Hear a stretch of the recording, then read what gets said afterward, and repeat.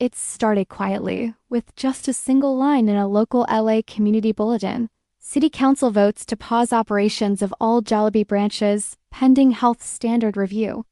No one really paid attention. It sounded temporary, like a paperwork mix-up or a routine inspection, but by noon it was real. All 4 Jollibee locations across Los Angeles were shut down. Doors locked, lights off. That happy, smiling red bee on the sign suddenly looked heartbreakingly lonely. People started driving up, craving that crispy chicken joy, those sweet peach mango pies, the iconic jelly spaghetti. But instead, they found a notice taped to the glass, closed by order of the city. Pending investigation. By evening, the story was everywhere. TikTok chefs, Filipino vloggers, American foodies, even major LA news outlets picked it up. The headlines were wild. LA cancels Jollibee, or city declares war on fried chicken. The comments were mostly confused. Some were angry, but the biggest shock came from the non-Filipino customers. The ones who fell in love with Jollibee simply because the food was warm, comforting, and emotional. One tweet captured the mood perfectly and went viral overnight. "You can take away my parking space. You can raise my rent. But do not take away my chicken joy." 1,000,000 likes by morning. The city held a press conference, their reasons sounding official but empty. They were evaluating new health standards, and high-risk international chains needed a temporary shutdown while guidelines were updated. They said it wasn't an accusation, just an assessment, but for the Filipino community it felt familiar. Sometimes, polite words hide a quiet disrespect. A subtle message that you're foreign, not a priority. By sunset, the community was buzzing. Not with rage, but with a deep, shared heartbreak mixed with memory. For immigrants and overseas workers, Jollibee was never just fast food. It was the taste of home in a world that often felt cold and unfamiliar.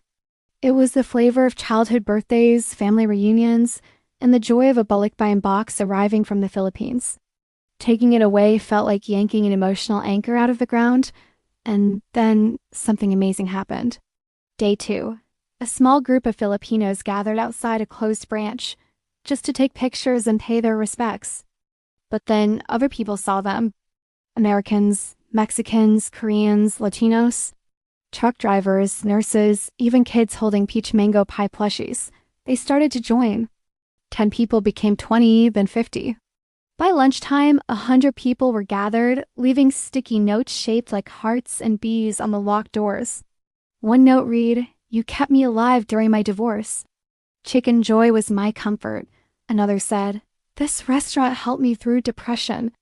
Please bring it back." Someone even left a whole bucket of fried chicken from a different chain, untouched, with a note that said, "This isn't the same. Bring back the joy." By 3 p.m., a local news team showed up. By 7 p.m., the story was national news. Day 3. The protests began, but these weren't angry or violent. They were uniquely Filipino-style peaceful, filled with laughter, hugs, and of course, food. Someone brought a karaoke machine. Someone else set up a table with free lumpia and pancit for everyone. A group of Filipino nurses came during their break, still in their scrubs. An American woman held a sign that said, "I'm not Filipino, but Jollibee is my antidepressant." A Latino dad lifted his daughter onto his shoulders. Her sign read, "Where's my spaghetti?" A Filipino grandmother, there with her entire family, told a reporter, "It's not about the chicken. It's about our memories, our pride, our home." The city had underestimated something powerful, the emotional unity that food creates. They also underestimated how much non-Filipinos loved it too. Then, on day 4, a city council member made a huge mistake. He went on live radio and said, "It's just fast food. People should relax." That was the final spark. The clip went viral, and it wasn't just Filipinos who were insulted. It was everyone who relied on Jollibee during their hardest days, who found comfort in its sweetness and joy in its warmth. The issue was no longer Filipino, it was human. The protest crowd swelled to 5,000 people. Drone footage showed them waving signs and chanting, "Bring back the bee," in perfect harmony. Someone even dressed up in a giant bee costume and started dancing. A food journalist summed it up perfectly. This isn't about fried chicken. This is about identity, belonging, and the meaning of comfort food in a stressful world. Day 5, the city cracked. At an emergency press conference, a tired-looking spokesperson announced they would be reviewing the situation with urgency. The crowd cheered, but it wasn't over. The city planned to take weeks to review documents, so the peaceful protest continued. Every day at every branch, Filipino dads set up tables and chairs. Mothers brought breakfast. Teenagers passed out water. Local musicians played ukuleles. America had never seen a protest powered not by anger, but by community joy. Day 8 brought the first major breakthrough. A famous American celebrity chef posted on Instagram, "The Jollibee shutdown is ridiculous. Their chicken is cleaner than half the chains I've seen. Let them open." This is cultural food discrimination. Millions liked it.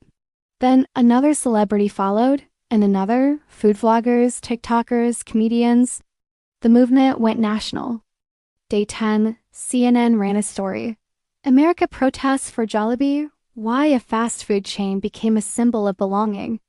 They interviewed a Filipino nurse who fought homesickness with chicken joy, a black mother whose son called Jolly Spaghetti his happy food, and a white teenager who said peach mango pie got him through his final exams.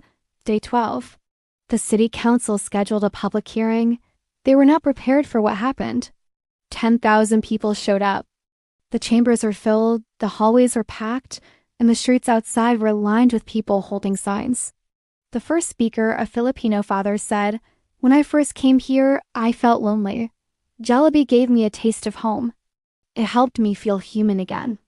An American school teacher followed, saying, "My students love Jollibee. You didn't just close a restaurant.